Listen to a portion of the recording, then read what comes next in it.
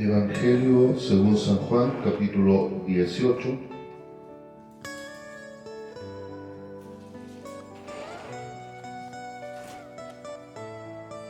Y vamos a leer desde el versículo 33 al 38.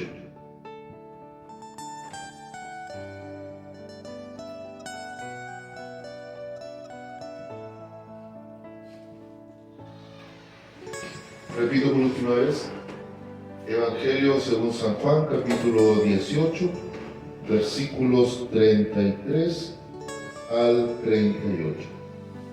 Y voy a leer como estoy autorizado, en el nombre del Señor Jesucristo, para la comunión del Padre, Hijo y Espíritu Santo, y la palabra de nuestro Dios dice de la siguiente manera.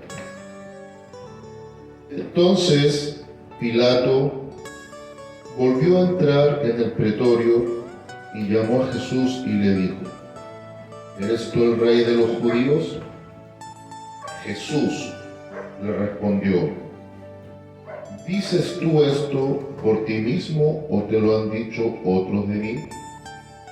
Pilato le respondió: ¿soy yo acaso judío?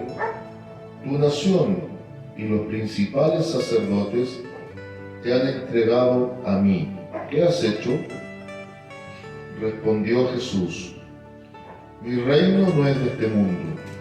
Si mi reino fuera de este mundo, mis servidores pelearían para que yo no fuera entregado a los judíos. Pero mi reino no es de aquí. Le dijo entonces Pilato: ¿luego eres tu rey?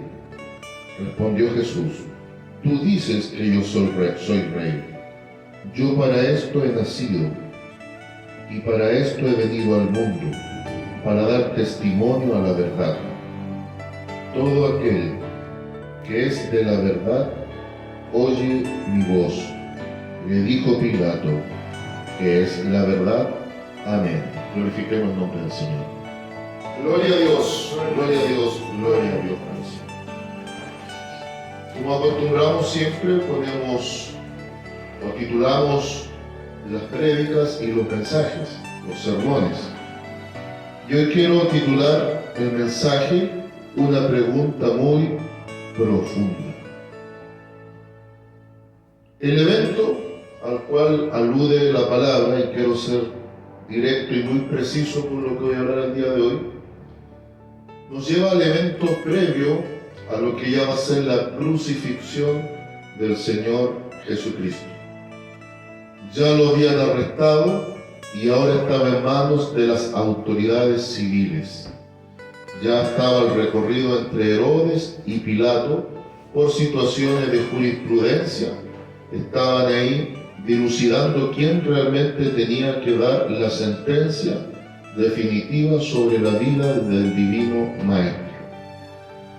Y en este lugar llamado el pretorio, donde estaba Pilato, y fuera una gran multitud a la expectativa de la resolución final sobre la vida del divino Maestro, tiene lugar una conversación o una interacción muy particular entre este hombre y el Señor Jesús. Y esto es lo que hemos leído: Jesucristo ante Pilato. Y Pilato hace varias preguntas bastante contundentes hacia el Señor, y el Señor va respondiendo en base a las mismas preguntas que Pilato le hace. Una de ellas, si es que realmente era él el rey de los judíos. Y el Señor responde: tú lo has dicho, pero enfatiza que su reino no es de este mundo, dando a entender que él en su primera venida vino a establecer el reino en características espirituales. Conforme a la Biblia, sabemos que llegará un día que él establecerá su reino literal, físico en esta tierra, pero en su primera venida, como vino a morir por todos los pecadores, él lo establece en primera instancia, espiritualmente hablando. Pero la pregunta a la que quiero que lleguemos es precisamente la del versículo 38. Pilato pregunta: ¿qué es la verdad? Y yo creo que si hay una pregunta profunda que aparece en la Biblia, es precisamente esta. ¿En razón de qué pregunta esto Pilato? Veamos el versículo anterior. Veamos aquí el versículo 37. Le dijo entonces Pilato: ¿luego eres tú rey? Respondió Jesús: tú dices que yo soy rey. Yo para esto he nacido y para esto he venido al mundo, para dar testimonio a la verdad. Todo aquel que es de la verdad oye mi voz. Mire qué interesante. El maestro habla de una misión muy particular a la cual él venía. Él venía a dar testimonio de la verdad, siendo en sí mismo la verdad que había encarnado. Pero ¿por qué esta pregunta es tan profunda? Porque hay mucha gente que, al igual que Pilato, tiene la verdad frente a sus narices y la desconoce, o simplemente la omite. Y surgirían varias preguntas a raíz de esta. ¿Por qué la verdad cuesta aceptarla? ¿Por qué la verdad, por lo general, es rechazada? ¿Por qué la verdad incomoda? De hecho, si vamos más atrás en este mismo Evangelio y nos posicionamos en el contexto del capítulo 8, el Divino Maestro interactúa con sus discípulos y con los fariseos de aquel tiempo. Y son varios los procesos y los momentos que se viven en ese pasaje extraordinario, pero me llama la atención cuando el Divino Maestro a sus discípulos le dice: si vosotros permaneciereis en mi palabra, conoceréis la verdad y la verdad os hará libres. Entonces vemos que la verdad tiene capacidad de libertar al ser humano. ¿Libertarlo de qué? Del engaño de la mentira, de la conformidad de una vida que no necesariamente es la vida real que nos va a llevar un día a la eternidad. Entonces, ¿por qué no aceptar la verdad? Y es aquí donde es tan profunda esta pregunta, que para el ser humano al menos hay 4 grandes verdades, o 4 grandes tipos de verdades. Hay una verdad que se llama la verdad analítica o de la razón. Esa es la verdad filosófica, donde muchos han querido traer una respuesta: ¿qué es lo verdadero? ¿Qué es lo que está asociado a lo correcto? ¿Qué es lo que tiene veracidad? Y han llegado a distintas conclusiones, pero ninguna satisface completamente al corazón del hombre. Distintos filósofos han dado o han tratado de dar respuesta a esta interrogante, y cada uno ha llegado a puntos muy dispares.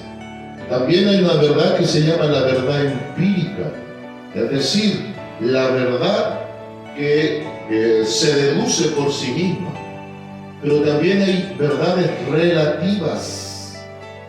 Y si analizamos, estamos en ese tiempo de verdades subjetivas.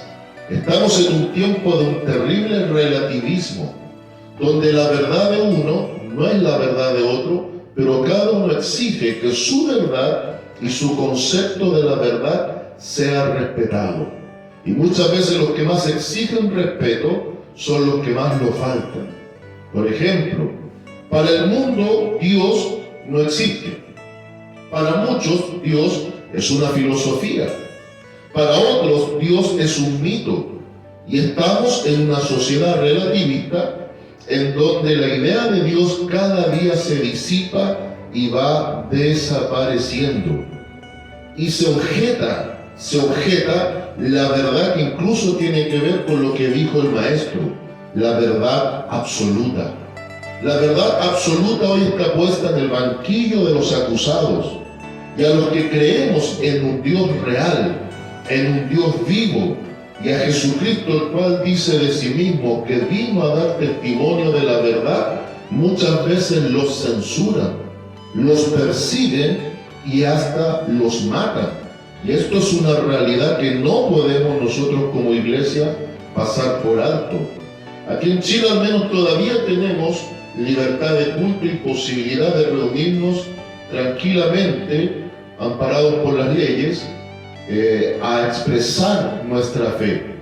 Pero dentro de la verdad que estamos viviendo, hay muchos lugares, y ya en Latinoamérica no es la excepción, donde se está persiguiendo la iglesia de Cristo. ¿Por qué? Porque en un mundo relativista y atrapado en la mentira, no se acepta la verdad absoluta de que hay un Dios soberano que ha enviado a su Hijo al mundo para salvar a los pecadores en base a la obra redentora de la cruz. Pero ese mensaje hoy por hoy no tiene cabida en muchos corazones. Pero ¿cuál es la verdad absoluta de fondo? Que sí existe un Dios único, verdadero, santo y perfecto, y que todo ser humano algún día tendrá que comparecer delante de su presencia. Eso es lo que incomoda muchas veces. Incluso si analizamos esto de la verdad absoluta que está concentrada en las páginas de la Biblia, porque la palabra de Dios es la verdad expresada y Jesucristo es la verdad manifestada y están en plena concordancia. Es una realidad que a veces en el mismo contexto de las congregaciones, hablando de la iglesia universal y de las congregaciones locales, muchos viven atrapados en la mentira, no aceptando la verdad de Dios. Muchos viven solamente una religión construida en su mente, pero muy lejos del contexto de las Sagradas Escrituras. Que Dios nos bendiga. ¿Qué sería la verdad entonces?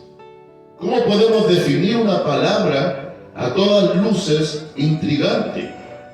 El filósofo ha dicho que la verdad es una creación del raciocinio humano. El que habla de la verdad empírica dice que lo demostrable es lo verdadero. Aquel que dice que la verdad es relativa, en su propio concepto de lo bueno, de lo malo, de lo verdadero, de lo falso, da la respuesta.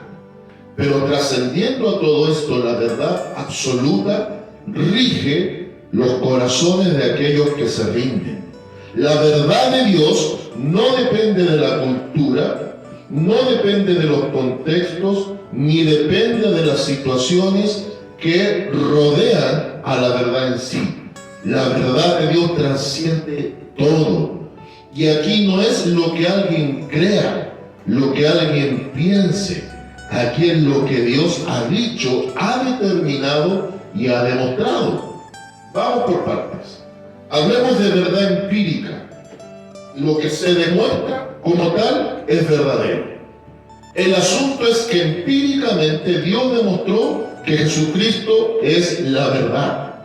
Porque hay muchos que niegan que Jesús vino al mundo. Sin embargo, la comprobación histórica de Jesucristo es una verdad que no se puede negar. El mundo sabe que Jesucristo es real, porque el mundo que lo niega reconoce que existe el tiempo antes de Cristo y después de Cristo, ¿o no? Y se dicen ateos, pero saben que estamos en el antes y en el después de Cristo, al menos en el lado occidente del mundo. Lo otro, hablemos de la verdad filosófica, esa verdad que muchas veces se busca. El hombre busca la verdad, pero la realidad es que la verdad buscó al hombre. Jesucristo buscó al hombre y vino a salvarnos haciéndose hombre. Ahora si también hablamos de la verdad relativa, ¿cómo va a ser la verdad lo que yo establezco bajo mis códigos? Si los seres humanos, genuinamente hablando, conforme a la verdad de la Biblia, somos seres débiles, somos seres pecadores, somos seres necesitados, que un día tendremos que pasar del ámbito de la vida a más allá de la muerte. Y como la verdad incomoda al mundo, el mundo objeta que hay más vida después de la muerte o busca lugares alternativos. Para ciertas religiones no solo existe un cielo o un infierno, sino que para los niños existe un limbo y para los adultos un purgatorio. Pero la verdad bíblica, encerrada en las Sagradas Escrituras y manifestada por la boca del Divino Maestro, establece que el hombre muere una sola vez y después de esto juicio. Pero el que muere en Cristo queda libre de ese juicio. Por lo tanto, la misma Biblia reconoce solo dos lugares más allá de la muerte y establece responsabilidades para el ser humano de escoger lo uno o escoger lo otro. ¿Cuál podría ser entonces una sencilla definición de la palabra verdad?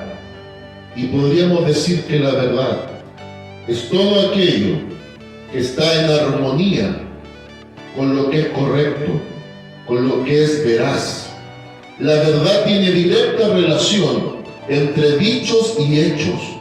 La verdad tiene plena armonía con respecto a la realidad construida más allá del hombre, sino construida y expresada en la mente de Dios, en donde no hay lugar a la falsedad, a la mentira, a la duda, ni siquiera una sombra o atisbo de variación respecto a lo que Él ha establecido. Un sinónimo de verdad, veracidad. La verdad es la cualidad de lo cierto. Cuando hay incertidumbre, ya hay algo de mentira en ello. Por eso el apóstol Pablo, cuando escribe a los hermanos en Roma, dice: sea Dios veraz y todo hombre mentiroso. Es por eso, amada iglesia, y ya quiero ir cerrando prácticamente, que cuando abordamos este pasaje de este hombre que tuvo la verdad frente a sus narices y la omitió, no la quiso entender, no la quiso discernir, es cuando entendemos que la verdad se asocia a las convicciones y que la mentira se asocia a las conveniencias. Pero yo haría una pregunta: ¿qué pasa cuando la iglesia se mueve más en base a conveniencias que convicciones? ¿Hasta qué grado y punto está comprometido o comprometida la iglesia con la verdad? Ya es cuestionable. El apóstol Pablo, cuando escribe a Timoteo, le dice que la iglesia del Señor es columna y baluarte de la verdad. Y yo me pregunto, si en la casa de oración los congregantes, desde los pastores hacia abajo, no vivimos acorde a la verdad, ¿dónde el mundo encontrará lo que es correcto, verdadero y genuino?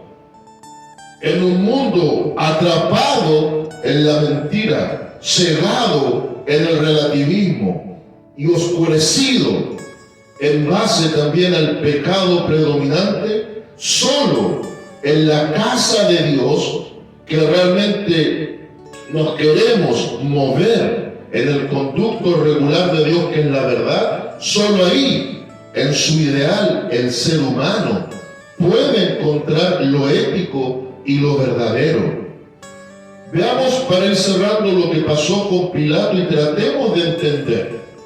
Pilato tuvo dos opciones, porque más abajo nos dice el relato que Pilato sabía que Jesucristo era inocente. Él había dicho: no veo mal en este hombre.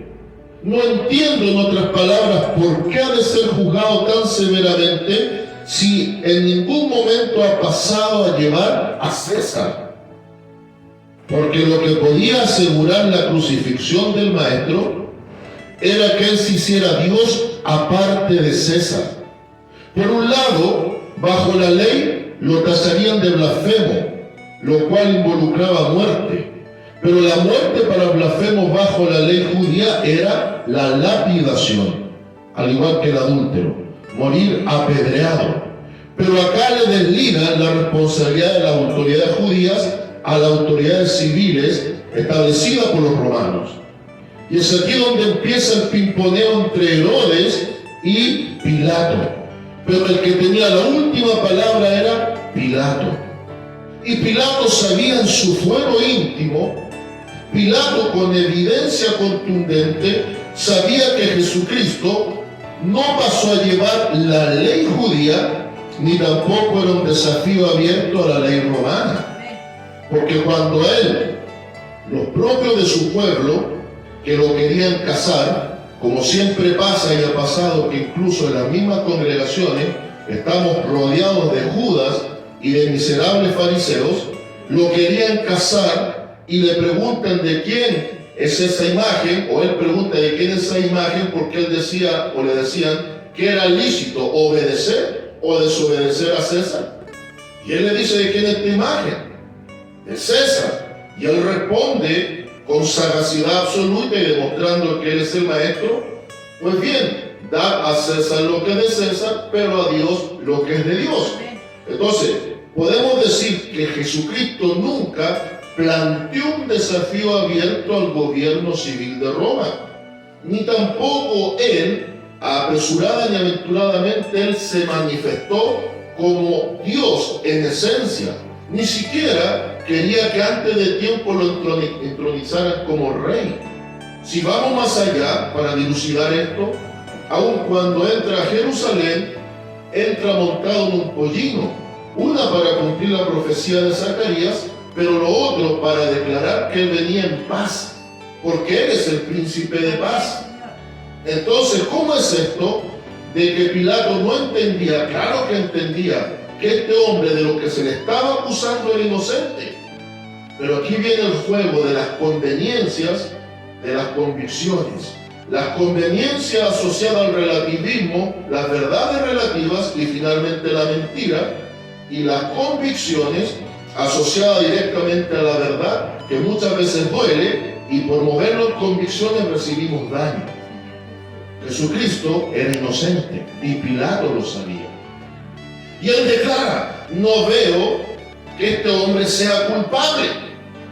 Pero se recordó que había una tradición que para ese día preciso, como ya se venía la Pascua, podían soltar a un preso que el pueblo decidiese. Y observe bien aquí cómo se conjugan estas cosas. Un hombre termina sentenciando a un inocente, pero ese hombre lo sentencia aún sabiendo que era inocente, porque se dio a las conveniencias, se dio a la presión del populacho, se dio a las conveniencias del cargo que ostentaba y finalmente condena a un inocente. Cualquier parecido con la realidad es mera coincidencia.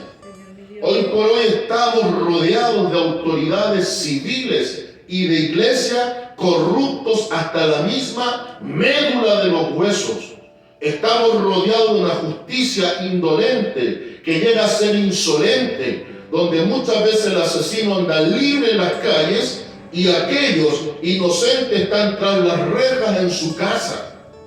Porque la delincuencia y todo lo que conlleva el narcotráfico y toda la basura que hoy por hoy se manifiesta es un buen negocio para muchos, que simplemente se mueven en base a conveniencia. Pero una cosa digo como hombre de Dios de esta plataforma: llegará un día que Dios no tendrá misericordia y Dios no tendrá por inocente al culpable, a menos que haya un arrepentimiento genuino. Estamos viviendo tiempos en donde el mundo se ha vuelto peor que un basurero. Realmente a ratos el espíritu del creyente gime y pasa lo que dice casi el cierre del libro del Apocalipsis. El espíritu y la esposa dicen: Señor Jesús, sí, ven Señor Jesús. Porque realmente el mundo en el cual estamos viviendo en muchas áreas da asco. Pero ¿qué pasa ahora en el contexto de la iglesia? Lamentablemente mucho de la basura del mundo también ha penetrado ciertos círculos de la iglesia, en donde la corrupción no es ajena a muchos que tienen que dar el porte y la estatura de lo que Dios ha establecido. La palabra nos enseña de los hombres de Dios y de los que ministramos que tenemos que tener cualidades todas asociadas a las convicciones y a la verdad. Pero también estamos viendo tiempos en donde se predomina la conveniencia por sobre la convicción. Parece que muchos están cediendo a no preservar la sana doctrina en una insana competencia de llenar iglesias por llenarlas. Bendito sea el nombre del Señor, que sé que aún hay hombres y mujeres de Dios que han entendido y entenderán que la verdad de Dios no se traiciona, la verdad de Dios no se cuestiona y la verdad de Dios es la que debe imperar. Aquí vemos a un político cobarde y miserable, a un hombre movido por las conveniencias, objetando las convicciones, que finalmente mandó al cadalso, mandó al calvario a uno que era inocente. Quizás más de alguien estará ya pensando, pero el pastor está equivocado, porque detrás de esto había un perfecto plan de Dios. Déjeme decir, está en lo correcto, pero yo tampoco estoy equivocado, porque detrás de esto sí había un perfecto plan de Dios, pero Dios también en sus perfectos planes permite que seamos nosotros los que tenemos que tomar decisiones y debemos hacernos cargos de esas decisiones. Pilato se equivocó, Pilato decidió mal, Pilato tuvo la verdad frente a sus narices, pero como hay verdades que son incómodas, que duelen porque nos confrontan, es mejor moverse en las conveniencias y en la mentira o las verdades a medias o las mentiras piadosas. Y voy concluyendo. El populacho, por su parte, actuó igual y peor que Pilato. Cuando dice: ¿a quién quiere que le suelte? A Jesucristo, el cual yo sé que no ha hecho nada, pero o le suelto a este maldito asesino, traidor, sedicioso llamado Barrabás. Y la respuesta del populacho, la respuesta de la gente de aquellos días, no es muy ajena a la respuesta que muchos dan el día de hoy. Pocos se comprometen con Cristo porque no les conviene. Pocos son los que reciben el daño y quieren recibirlo porque saben que en Cristo no hay letra chica. El que es de Cristo sabe que va a sufrir, sabe que va a padecer, sabe que le van a cerrar muchas puertas en las narices, sabe que incluso van a tener que pagar precios altos, que quizás de las propias misiones o congregaciones llegará el día que lo echarán a patadas a la calle como un perro sarnoso. Eso muchos lo saben, muchos lo entienden, pero pocos lo asumen. Saben que el hombre y la mujer que se quiere comprometer con la verdad va a sufrir daño, porque estamos en un mundo atrapado en la mentira, esclavizado en el pecado y también imbuido en el odio. Y esa es la realidad.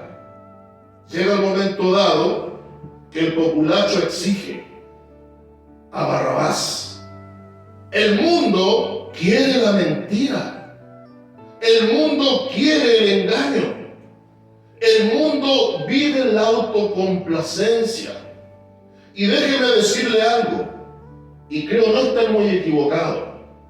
Si ese mismo escenario que nos presenta la Biblia de hace más o menos 2000 años atrás se posicionara hoy en tiempo presente y real con exactamente las mismas características, Dios me libre, capaz que yo también sería parte de la fila que estaría pidiendo que suelten a Barrabás, porque lamentablemente ese es el corazón humano. Bien dice la Biblia que el corazón humano sin Cristo es perverso y engañoso más que todas las cosas. Es por eso que hago un llamado sincero en amor de Cristo. La iglesia del Señor debe comprometerse más que nunca con la verdad de Dios, sin importar el daño que se pueda recibir. La iglesia de Jesucristo, faltando tan poco para ya el retorno del Divino Maestro, tiene más que nunca jugarse todas las cartas para fortalecer convicciones, fortalecer un vínculo genuino con Cristo. Y muchas veces, aún con dolor, comprender que Dios es un Dios perfecto en sus decisiones, en sus acciones, pero que por nada, y entendámoslo bien, tendrá por inocente al culpable. Llega el día y está cercano que tendremos que confrontar la verdad y que Dios nos bendiga en este tiempo para que la verdad nos haga libres. Te invito a glorificar el nombre del Señor y cerrar nuestras vidas.